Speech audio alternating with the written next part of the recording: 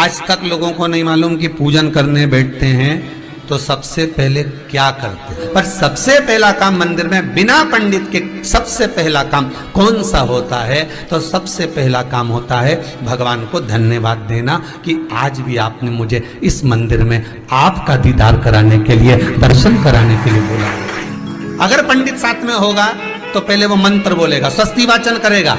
स्वस्ति वाचन करने में उसको अर्थात भगवान के लिए भी प्रसन्नता और आपके लिए भी प्रसन्नता। पर आपके पास कोई ब्राह्मण नहीं, आपको कोई स्तुति नहीं आती, आपको कोई मंत्र नहीं आता, आपको कोई साधना नहीं आती, आपको कोई तप नहीं आता, पर आप इतना तो कर सकते हो कि भगवान के मंदिर में जाकर उनको धन्यवाद दे सकते हो कि तेरी कृपा है जो मुझे चलकर यहां तक बुला लिया, 2 कदम चलाया, यहां तक बुलाया, ये तेरी कृपा है। और बड़ी कृपा करी जो डलिया भर के पूजन का सामान भी लाई, बड़ी कृपा करी जो दूध भरकर भी लाई, बड़ी कृपा करी जो कलश भरकर भी लाई। कितने लोगों का फायदा है कलश भरकर मंदिर ले जाने में? देखिए जरा कितने लोगों का फायदा।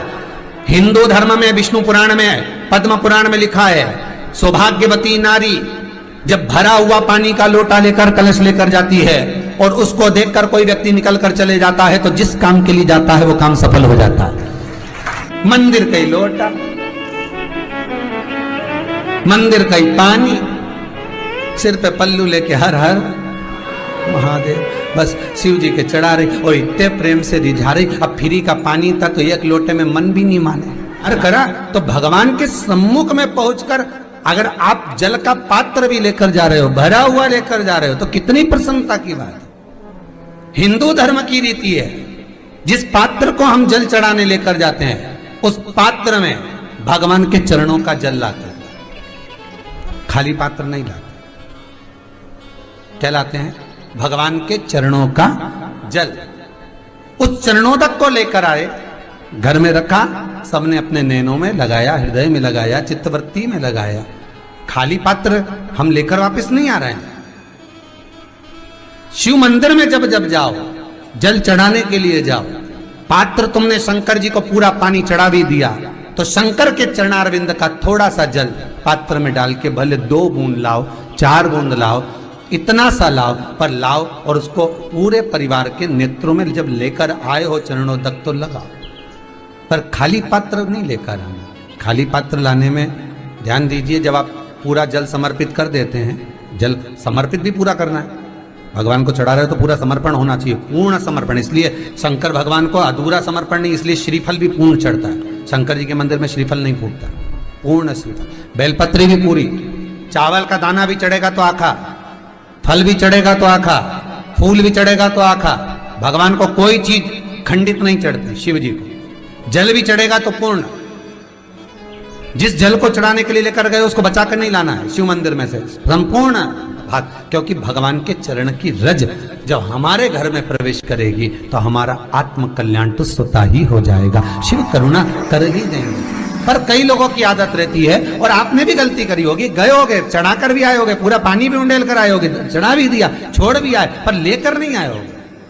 कई लोग गलती कर जाते हैं और फिर बाद में कहते हैं हम तो इतने साल से पूजन कर रहे हैं, भगवान हमारी सुन ही नहीं रिया। तो भगवान के मैं तो तैयार बैठा, पर तू नवा के चली जाए, लेके तो कहीं जाए।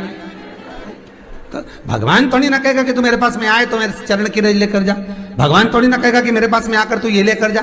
भगवान तो कहेगा मेरे पास में आया है, मांगना कुछ मत, बस मुझे जो स्नान कराया है मेरा चरणोदक लेकर जा, छीट दे पूरे घर में, संपदा भरना मेरा काम है। जहां मेरी चरण की रज पहुंच गई वहां संपदा स्वतः पहुंचती है, मैं वहां पहुंच जाता हूं। तो चरणों तक ले जा। पर लोग ले जाते हैं, पूजन करते, कलश भी उंडेलते, जल भी चढ़ाते, पर आते समय खाली लेकर आ जाते। भगवान को इतना बुरा लगता, मेरे दरवाजे से खाली जाए, मुझे कितना बुरा लगेगा। जो आए वो भर कर जाए, भले 2 बूंद लेकर आओ, पर उसमें चरणों तक थोड़ा सा लेकर अवश्य आए। उसी तरह जल चढ़ाने के बाद हम जब लेकर आते हैं पात्र के अंदर, ये उसमें उसकी बरकत है। गर्ग संहिता में दूसरी चीज कही, उसको भी समझ लीजिए।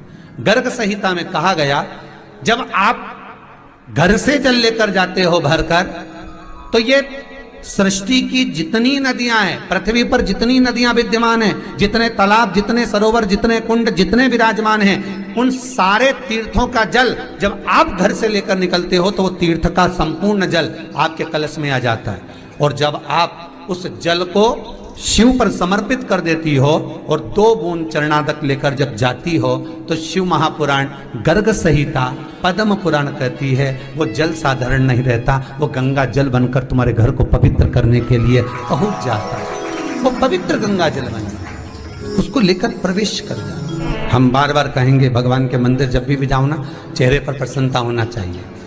किसी से मिलने जाओ ना, चेहरे पर अगर प्रसन्नता नहीं और ऐसे ही पहुंच गए ना तो वो श्रेष्ठता नहीं मानी गई। तुम तुम्हारी बहन के घर जाओ, सती मैया जलकर भस्म क्यों हुई? माता सती के भस्म होने का कारण क्या था? सती को पिता पर जितना क्रोध आया उससे ज्यादा क्रोध सती माता को अपनी बहनों पर आया कि मेरी इतनी बहन, ये 60 की 60 बहन मेरे सामने खड़ी रही और मैं आई तो प्रेम से मुस्कुराई तक नहीं।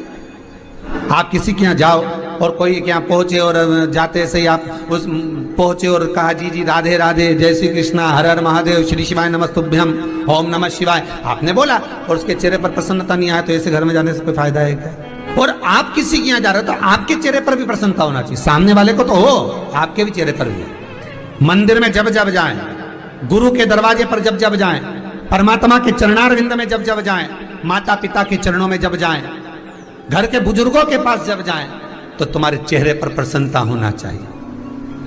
भगवान को भी लगे दुख भले है इसको पर चेहरे पर प्रसन्नता है, इसको अब दुख नहीं देना क्योंकि इतना मुस्कुराकर ये मेरे मंदिर में आते। श्री शिवाय नमस्तुभ्यं, श्री शिवाय नमस्तुभ्यं, श्री शिवाय नमस्तुभ्यं।